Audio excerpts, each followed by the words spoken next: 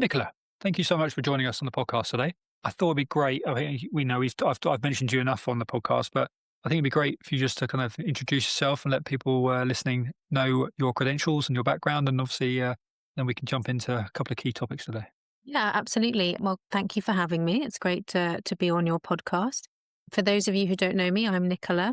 I'm a registered dietitian and also a sports nutritionist. I've been practicing since 2012, so a pretty long time now, and I work across a number of different areas. My background is very much rooted in the NHS, so a lot of the work I do is very clinical. I've attained a master's in applied sports nutrition, so I work in the sports field, and I'm also an eating disorders informed practitioner. So I sort of bring those three core areas together, if you like, and that's where my core area of expertise lies, sort of in the middle of that, clinical practice, sports, and being an eating disorders informed practitioner. And that's sort of how we came to know each other, Chris, thinking about supporting athletes in the RED-S space, relative energy deficiency in sports. So that's an area that I do a lot of work in.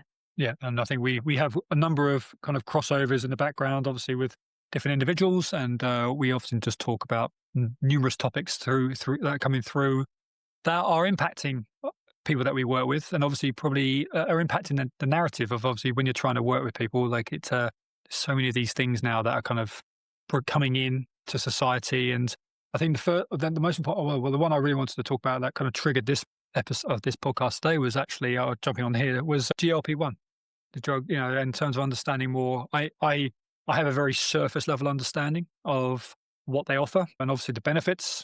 But I think it's also understanding when you're working with performance-based individuals. So anyone that wants to get better at what they want to do, whether it's a run or a ride or whatever it is, this ability to be able to manipulate your own body weight, your body composition quite easily by seemingly, but it's the, you know, what are we not considering enough? And from a coaching standpoint, I've been doing as much research as I can to understand it, but you're obviously on the ground right now, like working with this. And yeah, I thought it'd be great for us to kind of start there and just work our way out from there, if that's all right. Yeah, of course. I mean, it's certainly a big topic. It's certainly a topic of conversation that a lot of people are having around the role of GLP-1 medications, also termed kind of weight loss injections. And it's a really interesting area as a practitioner, as a clinician, because I work across a number of different areas within private practice and freelance. I'm getting to observe and witness the impact that the rise of these weight loss injections are having across a number of different people. You know, the impact that it's having for those whom the injections are originally intended for, who they're designed for, and the potential benefits that they offer there.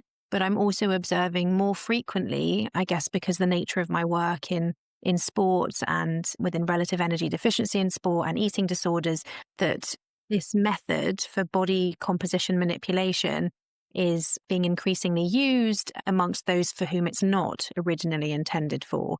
And I guess that's the area that really sparked our conversation off, didn't it, a couple of weeks ago, around the types of individuals who are using these medications or who are interested in using these medications when they were not originally intended for them. So that's where the real curiosity has come about from. I guess for those of you who are not familiar with GLP-1 medications, that stands for glucagon-like peptide. They are a group of medications that have been around for a little while, actually, originally used as a treatment for type 2 diabetes management. But more recently, they are being licensed for use for weight loss. The NHS has really strict eligibility criteria around who is eligible for use of those medications. And I guess the difference is having, working in private practice and in freelance, the kind of eligibility criteria or access to these medications is less strict or a bit more fluid in private practice. And so unfortunately, individuals for whom these injections were not intended for are accessing them. And that's where we're sort of seeing the downstream problems of those medications. I've said a lot there, Chris. What do you think? No, I mean, well, I think when it comes to this, it's it's like any of these methods and like these new kind of new modern interventions that come in. There's pros and cons to everything, and there always will be. There's always a trade-off, but it's it's the application. It's always this application piece. It's like you gain this information, you get this understanding of what's available to you, but then it's always the application piece. Like, how is this being managed? How is this being kind of, where's the accountability here? And I think we've talked about this, numerous times. It's like a new training exercise, a new diet, a new fad, a new method of training. I've been around the industry almost 2 decades now, and it's like you just see it all the time with these new things coming in. Great, but it's like the application. Who's looking? Where's the accountability? Where's like the continuous education to understand? Right, if you're doing this and you're doing a lot of it, and it's something that you're seeing results in, and you're becoming addicted somewhat to it, where is it going? Like, what are the ramifications of this if you and X? And I think the big thing here is this. The eligibility is fantastic in certain, and hope. And I'm not sure how the NHS would prescribe that and how they keep people accountable to that, and in terms of their. And I'd be interested to know that the framework that they kind of provide. But again, with the private practice, is it just here you go, off you go, good luck, come back in 6 weeks, and we'll see where you've got to, kind of thing. Even once a week, is that enough? No, I would question that. So, I think there's something there that I would like to know. I don't know how much you know about the protocols behind it that are put in place there. Yeah, it's a really good question. So I don't work in the NHS anymore, so I can't speak in detail around what, the NHS protocols look like. What I do know is that the eligibility criteria for access to those medications is strict, and it is governed by someone's body mass index and also by any existing comorbidities. And that will determine whether somebody is eligible for even to be considered for those medications. And there will be, I would expect, a degree of monitoring that comes with that, but I don't know to what extent that precisely looks like. In private practice, what I'm observing is that there are clinics that do have a degree of eligibility criteria for somebody to access those medications.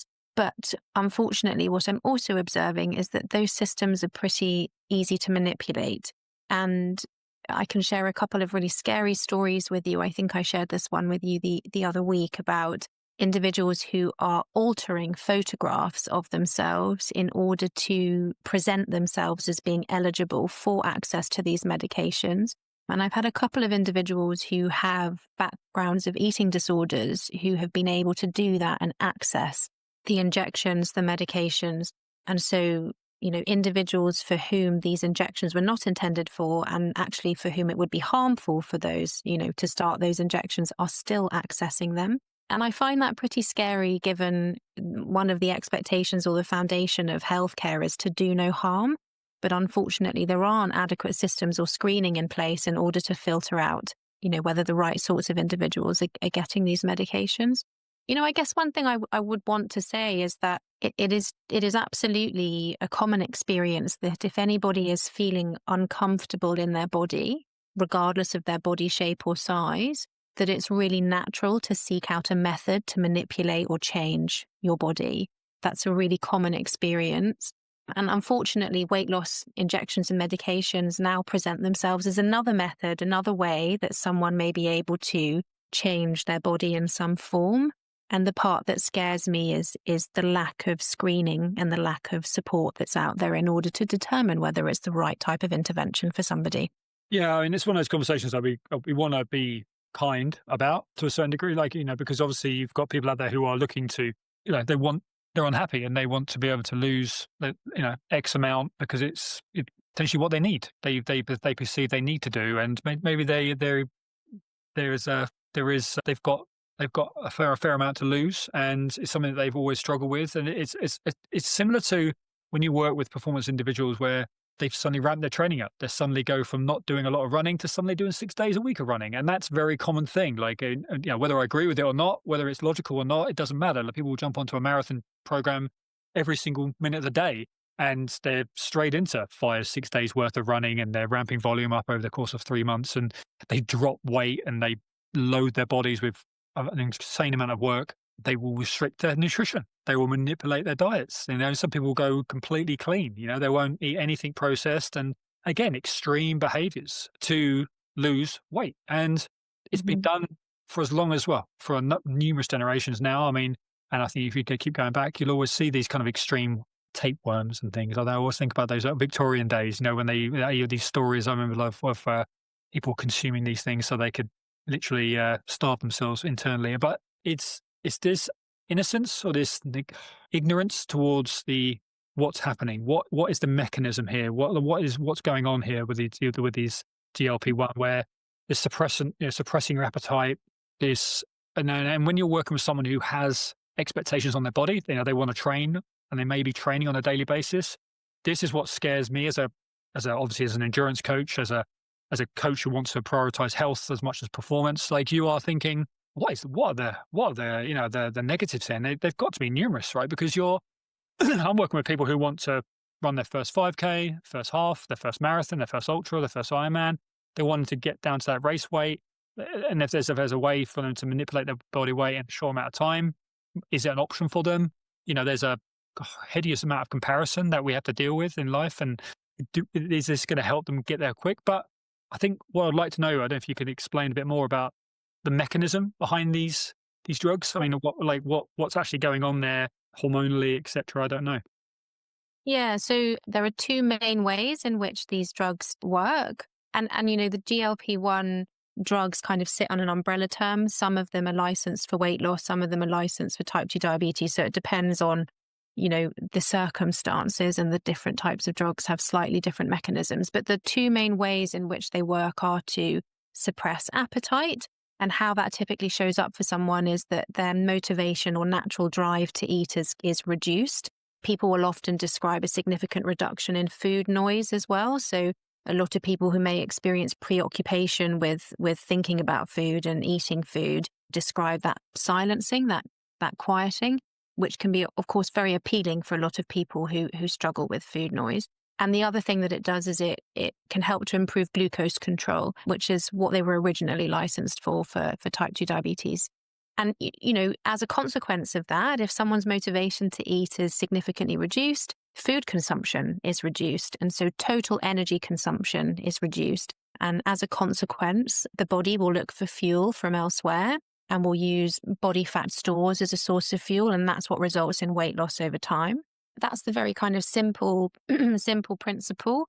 But what I want to also say is that it's possible for someone to have a successful experience with those injections if they are the sort of individual who would benefit from them. And with the right level of supervision and support, the right protocol, it is possible for someone to have a positive experience. Unfortunately, what I'm seeing and observing and noticing in clinic is the kind of negative downstream effects of taking these medications when there is inadequate support and inadequate supervision. I think, unfortunately, something I notice frequently is that there can be a lot of shame and a lot of secrecy around any method of weight loss, but weight loss injections seem in particular to be wrapped up in quite a lot of shame. And I think that can leave someone feeling unable or unwilling to seek support and can leave them without the support that they need. And it's those scenarios that we're seeing in clinic that seem to present in a similar way, actually, to kind of relative energy deficiency in sport, or a similar way to low energy availability. Because ultimately, without the right kind of protocol or support, it leaves someone in a state of undernutrition. And so what we're typically seeing is the consequences of that. So that might be anything from constipation, for example. It could be vitamin and mineral deficiencies. If we consume less food overall, we typically are consuming less nutrients as well. And so that can result in vitamin and mineral deficiencies. We might also see things like hair loss. We might see extreme fatigue or reduced exercise tolerance. And so, for the individuals that you frequently work with, performance can be compromised. Abilities to reach those kind of higher heart rate training zones is just not possible. But also we see a lot of muscle wasting. So that weight loss is non-discriminant. So between fat loss and muscle loss, without the right kind of support, can leave somebody with muscular wasting. So, these are all scary potential side effects if someone embarks on that journey without the right level of support with it. And I think this is what, from again my point of view, it's where you work with individuals that are chasing an endurance goal of some sort. They wanted to run 20 minutes plus, on a daily basis potentially, and you're thinking like as we age, muscular wastage, loss of bone density, like inactivity, they are already accelerating as we age because of our lifestyles that we live, the sedentary nature of most of our work that we do, down regulation of hormones. So when I hear this, it just sounds like an accelerant. It's like you're putting, or whatever you want to call it, petrol on you're putting diesel petrol on a fire, right? You're accelerating that downward spiral of those key areas. I mean, my obsession with everyone I work with is like, right, I've got to build lean muscle tissue onto this frame. Like, I'm not there. I'm not. It's not about increasing body mass, but I'm definitely looking to wrap this person in lean muscle tissue. Like, I want to build their aerobic engine.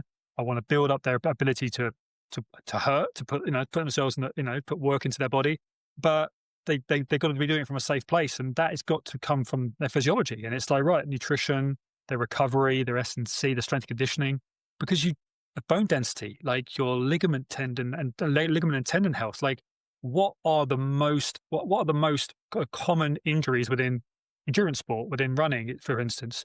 It's ligament, tendinopathies, and it's bone stress injuries on that spectrum. So when you talk about this type of if these new interventions, these new strategies, you're thinking, wow, like please tell me that there's an S&C protocol alongside this. Please tell me there's some form of nutritional, mineral vitamin sort of strategy alongside that's supplementing this, because it's scary to think that you're just going to waste the body away and then be left with something that you're going to have to build. But what you're building it upon could be not irreparable, but can be very close to being where like the timeline back to like athletic health, like the ability to run the trails and jump on the bike and climb, whatever you want to do, could be very limited. And as you say, like, and that's what my fear. And it's like, and again, it's just that accountability. It's that education alongside that. And there's so much innocence when it comes to these sort of these things where it's like, I want this. This is going to get me there quickest. I'm going to do that. And that shame, it's not fair, because it's just not, the education isn't alongside that. If you've got someone who's prescribing this, but then here's the coaching model alongside that let's go for it. Like running 100 miles is not the healthiest goal you can have, right? Like trying to build up to 100 kilometers a week of running, for instance. You want to run the Pyrenees, you want to run UTMB, whatever it is. It's not the healthiest goal that you want to be setting yourself as a middle-aged man or woman, because you've got so much else going on. But guess what? If you eat right, periodize your recovery, build a body that can tolerate it, it's actually very, very doable. And it's, we do it every day sort of thing. So that's why what was my concern? I think it's just innocence a lot of the time. It's just this kind of this prescription without that ongoing support alongside it. Yeah, absolutely. And that kind of leaves questions around, the whole industry, especially in private practice, around where is that accountability, where is that level of monitoring or supervision, and who's responsible for that, and there are lots of colleagues of mine where we're seeing the kind of, like I say, the downstream negative effects of when someone's been embarking on these injections without the required support or protocol in place, and it's a source of frustration and worry for us as clinicians. You mentioned something there around, the innocence of it. And, obviously we live in a world where, a little while ago, I thought we were making a big shift. I thought there was a movement away from the thin ideal and diet culture. A lot of my colleagues and I were feeling reassured or encouraged that there was a bit of a shift. But I think, unfortunately, the increase in the use of these weight loss injections has kind of reignited everyone's curiosity or desire to pursue a lower body weight. And something that we talk a lot about in clinic is this concept of a biologically appropriate weight. I don't know if that's something that comes up for you with your endurance athletes. And it's actually quite an uncomfortable truth for a lot of us to swallow, really, that it's uncomfortable in two ways, really. One is that we don't truly know, as a clinician, we don't truly know what someone's biologically appropriate weight is for them.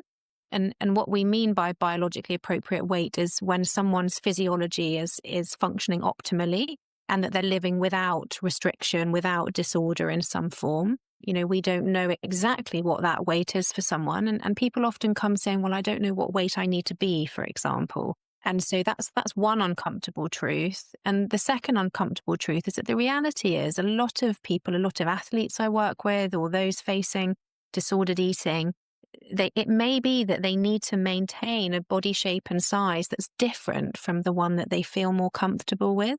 And that in and of itself is a very difficult, uncomfortable truth to get our heads around, especially since we still live in this world where the pursuit of weight loss is normalized or even glorified. I can think of a couple of conversations in clinic recently where we were talking about this concept of a biologically appropriate weight for someone. And that's where, their periods have been restored, where their hair has stopped shedding, where their vitamin and mineral deficiencies are corrected, where they're tolerating exercise and building muscle. But it's requiring them to restore their weight and maintain a weight that's higher than those within their social circle. And going out for dinner and connecting over food becomes, another source of stress. Eating out can often be an emotive thing for somebody with a complex food relationship. And then if you put that in the context of having to restore weight and in the context of individuals around you taking weight loss injections, it just becomes a complete minefield. So, I guess that's the nuance. That's the complex part of weight management. What is right for one person is not right for another. It's entirely individualized. This is the psychology of, this is the deep psychology part of what I do, probably we do, where when you're working with people, everyone's very different, coming from different backgrounds, different lifestyles, different careers, different responsibilities, all of the above. And you're seeing this easy method being brought into the conversation. But the fallout, the psychological fallout, no, I mean, the physiological is right there, and that's scary enough. That's scary enough anyway. The obvious downturn in like muscle wastage and bone density, and guys, I mean, like, you guys have heard me talk about it enough, but the irreparable damage that you can put on your body, especially if you're putting high volumes of training on top of that, like, fracturing of bones, having to put screws and plates onto the surface of your bones to hold them together because you've become so osteoporotic over time. Because forget GLP-1, you've just put excessive load on top of a very restrictive nutritional diet. Like, it's just that alone. But then you have these easy interventions brought in, and you're thinking, oh my goodness, like, this is going to add a layer of complexity that is, how are we going to manage this? Because you've suddenly got this thing here that is literally one little jab, and it suddenly starts to suppress the very thing that we're trying to help people understand more and more. It's like this relationship with their nutrition. Like, as a coach, it is a complex conversation to have with anyone. Every single man or woman I've ever worked with, person I've ever worked with, has a complex relationship with nutrition, especially when it comes to training, because you have to eat more than you probably comfortable with at times. Like this, I've literally had this conversation with a small group of our guys this week about, getting in, like, taper when you're tapering for an event, and like the ability to walk into a room with a plate bigger than the rest of your friends. You've got a plate full of pasta, or you're eating twice as much bread or whatever. But you're essentially you're trying to put glycogen into your muscle tissue, into your liver. You've got to give your body what it needs to perform on the day in a few days' time. That concept is incredibly difficult to train. And it takes weeks and repeated events and tapers and everything else to build in. So that relationship with nutrition and that association with, like, previous versions of yourself, like, I used to be X weight, this is what I used to race at. But that version is also the version that had no menstrual cycle. That version was obviously the one that was probably the most susceptible to injury. You were sick, you were a lot more sick at times. But fast forward, you're in a place where you're 3 kilos heavier. You've got more lean muscle tissue on you. You've got a regular menstrual cycle, but you're not comfortable in this skin fully because you're still comparing with that old version. Yeah. If you're a middle-aged woman, you're a middle-aged man, you're still we're all guilty of comparing ourselves with that 20-something-year-old version, whether it's a good version, whether it's the healthiest version of you or not. And I think race weight versus lifestyle weight, like, we have, getting down to a race weight is a very normal thing. Like, you build your training up to a point, 16, 20 weeks of training. Hopefully you want to be improving your strength to weight ratio, power to weight ratio on the bike, on the run. You are going to drop a few kilos. Is that the optimal place you want to be at? Absolutely not, because day-to-day living requires you to have good hormonal regulation, good sleep. And actually, when you get to the tail end of a race build or an event build, you may not be optimal in that place. Hence why we taper. But the point I'm making is that complexity. Like, it's literally the thing that you have to talk about every single week with everyone that you work with, because everyone struggles. I myself, I'll look in the mirror and go, as a dad of two little boys running a business, like, I want to look leaner. but I'm like, I also want to want to have a good life with my boys. I want to say yes to going out and eating random food, and but like so it's that battle it's with all of us. But then to bring in this simple method that can just literally strip the weight off people. I mean, I've seen it. It's a remarkable thing. I've just saw someone this weekend and she'll know who she is if she's listening. But she's gone through some stuff last year, some personal stuff, gained a lot of weight, but she's just lost an incredible amount of weight. And she looks amazing. But she immediately, because of our relationship, she was like, I've been training and I've got accountability and she's building. So she's very aware of what that understanding is around building a body back. So anyway, that's kind of like that psychology piece is the beast, the monster. I think here where again, where's the support in that? Where's the understanding of that? And whoever's prescribing these drugs, this person in front of you, what is their relationship right now with training, with nutrition, with their recovery, the stress Mhm. they've got else going on in their life? I doubt they have any real depth or understanding of that, like real kind of wide lens of that. It's like anecdotal in the moment, I reckon. Yeah, I mean, it's a complex thing, isn't it? And it's sort of thinking about, how can a clinician or a clinic or an organization that's prescribing these medications put the right screening tools in place? How can they facilitate an environment to ensure that those injections are prescribed safely and appropriately? And I just don't think the private setting is really set up for that just yet. As you were talking there about body shape and size, I think it's something that is so difficult for a lot of people, for most people. I think it's a normal thing to, at some stage in our life, to feel uncomfortable in the body that we're in. And body image, how we think and feel about our body, changes across our lifetime. And I don't think there are enough conversations normalizing the discomfort that we can feel in our own bodies. I think there's a lot of conversation around, well, if I'm not feeling good in my body, I need to change my body, and therefore I seek out a method in order to change my body. But there's less conversation around how I can cope or handle that discomfort, or how can I change the way I think in order to live more harmoniously or in a more appreciative or accepting place of my body. There's less conversation around that because it is really uncomfortable and it is a really difficult concept. Something I talk a lot about in clinic with my clients is that it's normal for bodies to change over time. As we get older, it's normal for bodies to change. As we go through pregnancy, it's normal for bodies to change. And I think what's particularly difficult is that we live in a world where it's become acceptable, I guess, to distribute unsolicited comments about people's body shape and how they look. Or even that example you provided there, someone walking in with a large plate of pasta because that's what they need for their training needs, that can invite unsolicited comments about how much food is on someone's plate. A comment that comes up a lot in my clinic is, dad or my sister or my friend said, "Oh, are you really going to eat all that?" And if someone is absolutely struggling with their relationship with their body or with food, comments like that, whilst, no harm is intended, can unfortunately lead to a lot of harm.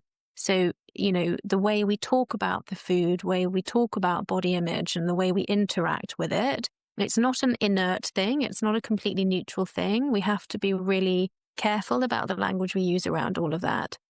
And Words have so much power, don't they? Like yeah, it's so like, wow, that's a lot of food, or wow, that's quite a lot you've got there, or wow, like, and it's just like it's that they don't know what they're saying. Like, then there's so much innocence behind it. Most of the time, when you are on that cusp of like trying to do better, it doesn't take much for like, I don't know, the crabs in the bucket mentality sometimes, unfortunately, with family and friends as well, is where they innocently don't want you to change too much, or they're going to call you out for like not having a drink, for not eating what they're eating, for not like, I mean, this psychology is a monster piece that I don't know if there's how much but I can tell you is every day, messaging back and forth with different people trying to achieve different things, weight loss, weight gain, get the period back, race 100 miles. It's like that little that's what I just part of the role. As a coach is like you are navigating the absolute minefield on a daily basis. The triggers that we get, Zoe app, the GLP ones, the new training methods, the whatever it is, and it's like, yeah, I know, like this, yeah, we can acknowledge this. Let's talk about this. but like, what do you need? Like, what's gonna help you achieve what you want? Let's manipulate or let's utilize this strategy. But if we are, how are we going to support you? Like, and you talk about these private clinics, and it's like, no, like they could be doing a better job. Like, there could be an MDT approach going on here where it's like, right, here it is. We're going to give you this injection. But as a result, you're going to be Mhm. working with, Exactly. Have you got a coach? Have you got a trainer? Have you got a dietitian? Are we monitoring your blood? Are you taking the right supplements? Are you checking in on a monthly, basis? That continuous follow-up process is an absolute requirement for anyone taking any form of medication. It's, yeah, I think it could that's be achieved. all part of practice. Yeah, I think it could be achieved just by, you talk about that whole shame of it. Like, if, for instance, someone doing it right now, who's listening, who wants to do it, is going to do it. It's like, great. What we would be advising is like, get some support alongside that. Like, it's understanding what you're doing, what you're going to be achieving, because you will probably likely achieve weight loss over the next number of weeks and months, because it has been shown to do a very good job of doing that for a lot of people. What else, what the support you can have around you. I don't know. I mean, you've just briefly touched on it, but like, the work you're doing right now is providing that exact thing. Am I right? Yeah, exactly. So I guess the nature of my work is that I work across a variety of different areas. So yes, I work within the sports field, and yes, I work in eating disorders and disordered eating practice. But I also work with individuals in many different ways. And one of the ways that I'm working with people more recently is helping them to manage either being on the weight loss injection. Everyone's decision around whether to take a weight loss injection or not is entirely unique. And I come at it entirely from a non-judgmental position. If someone's made that decision for themselves and they arrive in my clinic taking those weight loss injections, we go, okay, what can we do in order to support you as best we possibly can so that your health, physical and emotional, is not compromised through this process? And so that might mean that we talk about, what does your exercise program look like? Are you doing strength training? We might talk about vitamin and mineral supplement regime in order to act as a bit of an insurance policy. We might talk about, their protein consumption. We might consider creatine as a supplement. There's a number of different things that we might put in place in order to facilitate better outcomes for that individual so that their health physically and emotionally is not compromised through the process. We'd also talk about, okay, what are you learning from taking this medication? How is it influencing your behaviors around food? And when you eventually come off this injection or medication, because that's a likely scenario for most people, how are you going to transition to an injection-free life? What is that going to look like for you? So those are the sorts of conversations that I'm having in clinic with individuals who choose to take those weight loss injections, whether they're technically eligible for it or not.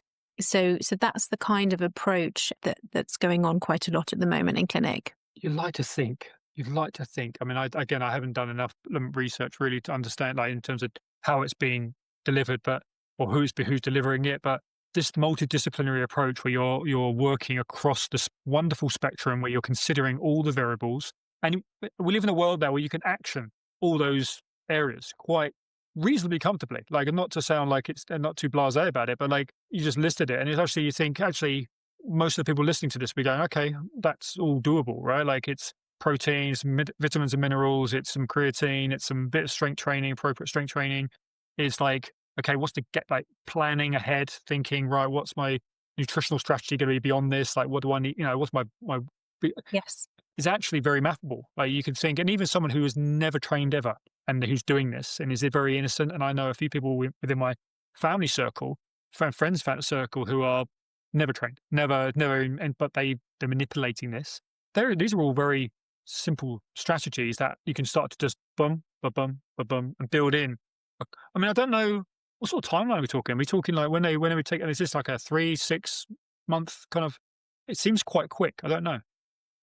What, in terms of the whole intervention taking Yeah, I a don't know. Like, how are they? How is it being prescribed? Like, in terms of, you know, I don't know. I mean, so should just like keep going until you're happy, or are they going to advise that you do 3 months of it, 6 months of it? I don't know. Well, it's a really good question. That's a question around, how do we know when to stop? Like, when is the right point for someone to stop or to transition off? And again, that's going to be unique to the individual. In an ideal world, the clinician who's prescribing it would have set some clear outcomes in terms of what are the short-term and long-term outcomes that we're aiming for. And then when we get there, we review whether it's the right time for someone to transition off or to come off it. My understanding is that those medications are licensed for use for up to 2 years for an individual. My understanding is that we don't yet have a longer term picture in terms of what the long-term impact is of using those medications. The reality is that it's unlikely to be a long-term option for a lot of people, although that remains to be seen because we're in its infancy.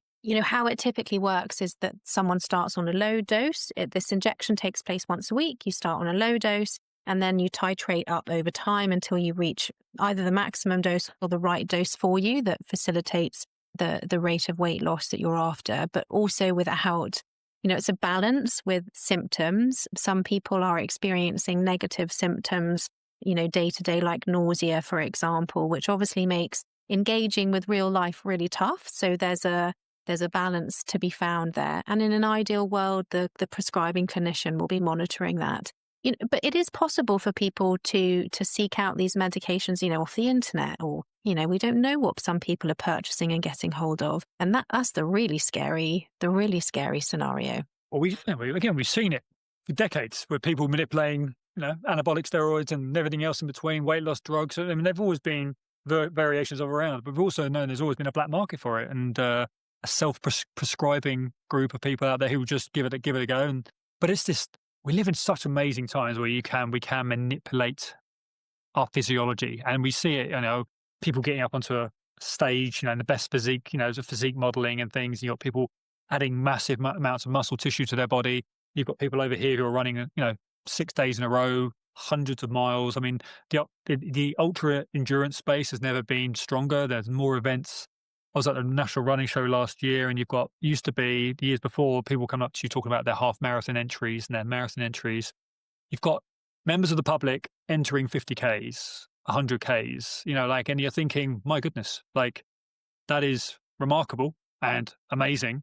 But you're thinking, these people are going to be prime marketing kind of targets for this type of thing, because then they haven't honed their body in the nicest possible way. They're not at the race in that optimal race weight, and that in terms of their strength to weight ratio, they could probably do with losing 10, 20, 30 kilo just from looking at them, in terms of being able to traverse that length of that distance probably on a body that hasn't done a great deal.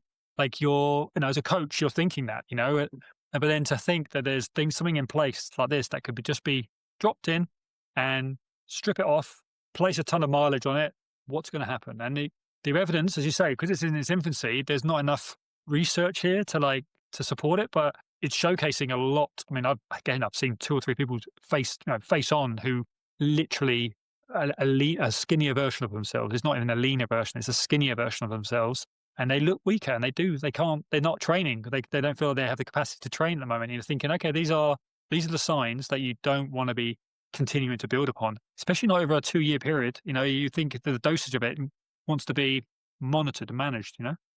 Yeah, it's unfortunate that a lot of people find themselves very deconditioned after taking these injections. And usually that's in the scenario where someone's not had in place the right sort of protocol to support them with it.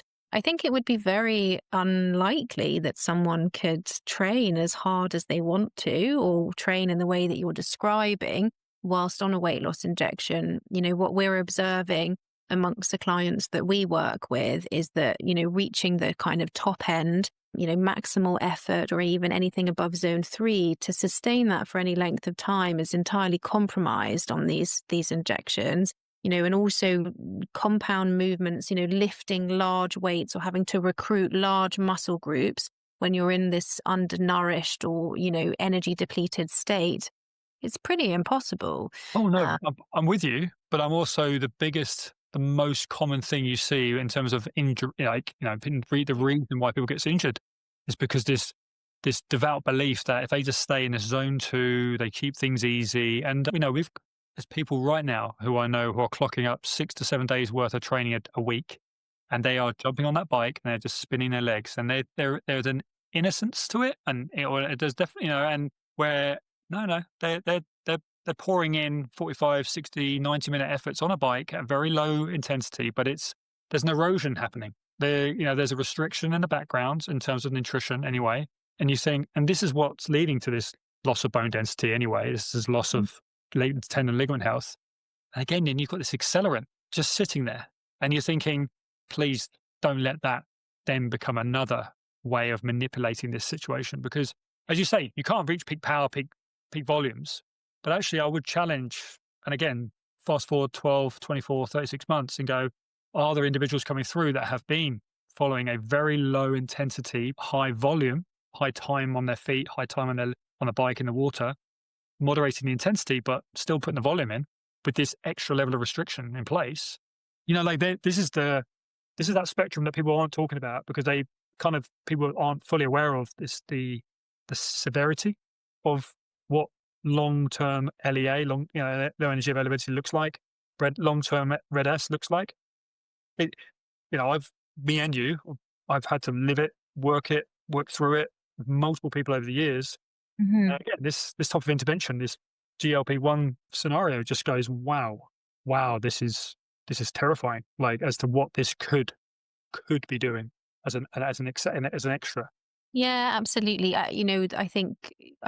That's very relevant for when these injections are in the hands of those for whom they were not intended. And that is, the very athletic population, those who don't live with obesity, those who don't live with overweight, yet are still accessing these injections. And it also fuels that divide and the social determinants of health that we so frequently see. That it's becoming a wealth thing. It's becoming those who can afford. It's becoming an accessibility thing. And so those individuals who could actually benefit from it, who are eligible for it, aren't afforded the same level of access either. So it raises questions around, affordability and social determinants of health as well. The rise and increase in GLP-1 medications is very revealing and confronting in terms of health and weight in so many different ways in this country. Yeah, very, very well said. Yeah, no, you're absolutely right. I've again, just through evidence of talking to people, like the price point per month has risen. There's wives of and husbands of that are doing it, and they've noticed that they're struggling to afford this, and they're having to make these other adjustments to their outcome, their income and outcome, which is just because they want to maintain, they want to stay on this train, and it's a very interesting perspective. I mean, you're being based in the heart of London and doing what you do. I mean, you get to see this kind of the polarizing sides to this. Yeah, exactly. I'm in a relatively unique position as a dietitian because I work across a real spectrum. So, 3 days a week, I'm working in a one-to-one personal training club called Matt Roberts Evolution in Mayfair. And, the type of clientele and individuals I support there are very different to the individuals that I support in my freelance business. So I work with a full spectrum, I guess, of individuals, which puts me in a unique spot to observe how weight loss or how GLP-1 injections are showing up for people and the variety of impacts it's having on them. But there are certainly overlaps across all those different groups of people. And this is the thing, like we work, working with performance like we do, where, we're helping people back from an injury and getting them to, just be able to do whatever they want to do with themselves. It's always come back to this health piece, like you want to make that person to be able to sustain a healthy lifestyle, and if it's one of high activity, great, let's go for it. But just understand, when we start to manipulate the variables, we start adding more training to your tape, and we want to start manipulating your race weight because we want to get the most out of you on that day. These are momentary phases of your training where we want to then reestablish those healthier behaviors, reestablish that nice homeostasis within your body, good menstrual cycle, good hormone regulation, good levels of sleep and eating behaviors. But by all means, we manipulate the variables and we go, right, let's build more lean muscle tissue, let's get powerful, let's see what we're capable of doing, but not at the expense of health. And even these people who just don't want to train, they just want to look good. Great, nothing wrong with that. In this day and age, if you have access to doing that and we have the ability, have at it. But not at the expense of potentially a list of long, Right. ill health and ramifications down the line, Yeah, absolutely. I think you've touched on a really important point there about the importance of periodization and short term manipulation. And, we know that even short term periods of low energy availability or short term periods of energy restriction might not be problematic for some people. That might lend itself to some sort of improvement, whatever that improvement might be in terms of performance or body composition. But the key is that it's short term, and the key is that it's not problematic. I think what you and I observe a lot is the problematic long term chronic restriction of energy or overtraining, and the impact that that has on someone's physiology and their performance. We live in a world where health and weight have become synonymous, and they're not the same thing. And trying to pull the two apart is super hard, especially, where government policy, the way public health is set up in the UK, is such that access to a lot of treatment or healthcare is determined by someone's weight. So, it's so hard to unpack the two of them. I've been a dietitian for a long time now, and I can say that it's possible to achieve health at lots of different body shapes and sizes. Oh, Um, yeah. Sorry, I've got to echo that with in terms of performance, the different shapes and sizes of people that can run 100 miles, that can complete an Ironman, that can run a sub, a sub 140 half marathon and things like it's not defined by, your weights. It's defined by your abilities, right? And how you achieve those abilities, it comes from this individualized approach. Yeah, absolutely.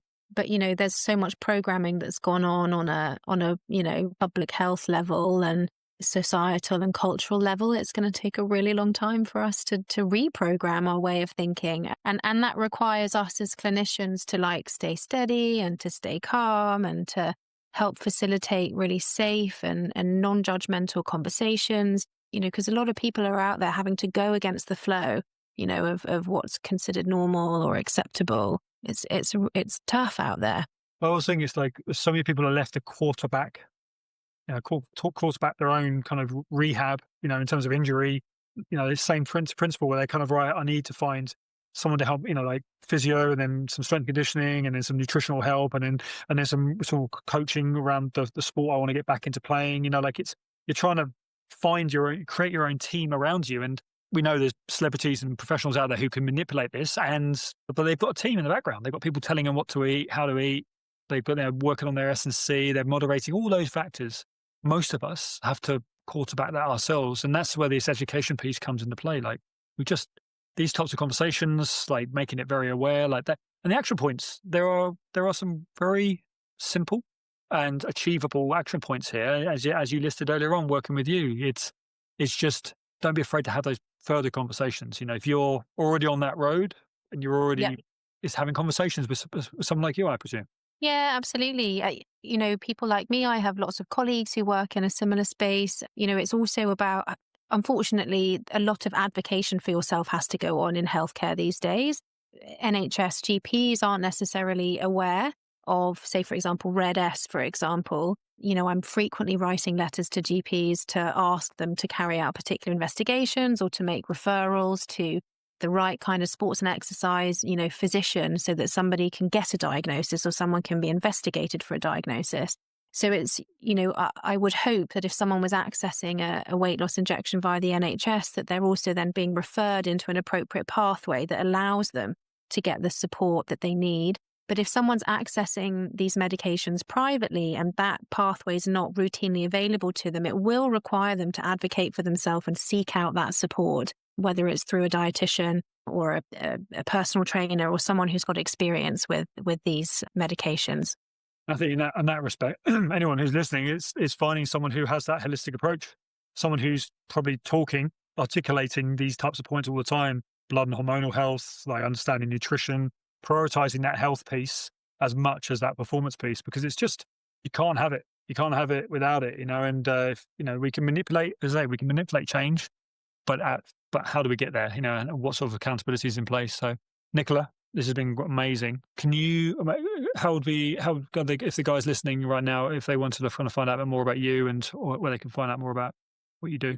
Yeah, so I work in two main ways. One of them I've already alluded to. I offer in-person consultations at Matt Roberts Evolution in Mayfair. You can find me there Mondays, Tuesdays, and Wednesdays. The rest of the time, I run my own freelance consultancy services. So I provide online one-to-one consultations like this via Zoom. And I also do talks, workshops, I do a bit of academia, a bit of teaching, a bit of dissertation marking. So you can find me in a variety of ways. I'm sure you'll probably tag my Instagram. That's one way you can get hold of me. I also have a website, which is very imaginatively called www.nicolamarshRD.com. So I'll leave that link somewhere as well. But feel free to reach out. I'm always open to a conversation and to, I'm always here to listen to someone's personal experiences and give someone the time and space that they need to figure out what's right for them. So that's always the position I come at this stuff from. So here to help, here to support. On that note, guys, Strength for Endurance are running our live training day in London on November 15th. So Saturday, the 15th of November in London. Guys, Nicola is going to be giving us a kind of a private talk on that day alongside myself and a number of the other speakers on the day. But it's a big live training day. Everyone's welcome. It's very much like an opportunity to kind of see what we do behind the scenes, this multidisciplinary approach we have, this holistic approach, however you want to call it. But just having a greater understanding about how to do everything you want to do, achieve what you want to do, but doing it in a way that is sustainable, long term. But also you can see what you're good for, see what you're capable of doing, sort of achieve those heights. But it all comes down to education, guys. And I'd love for you guys to be there. I'd love to meet some of you face to face. I know Nicola would be a great opportunity to kind of see us all face to face. So guys, I'll leave in the show notes as well. I'll leave the details to that because we've obviously the space is starting to fill up from our end already. But we've got some VIP kind of seats that I would love to kind of for you guys listening to come along. But myself and Nicola will both be there, and this will be one of the topics that we'll be covering, that's for sure. So, all right, team, thanks for listening today. Honestly, you don't have to be training towards anything to have a conversation. Like if we can help you quarterback this better and put you in better, give you a better kind of direction or a bit of a mind map in terms of what you could be working towards, just reach out, let us know. All right, guys. Thank you, guys. Thank you, Nicola. Thanks, Chris. It's been great to talk.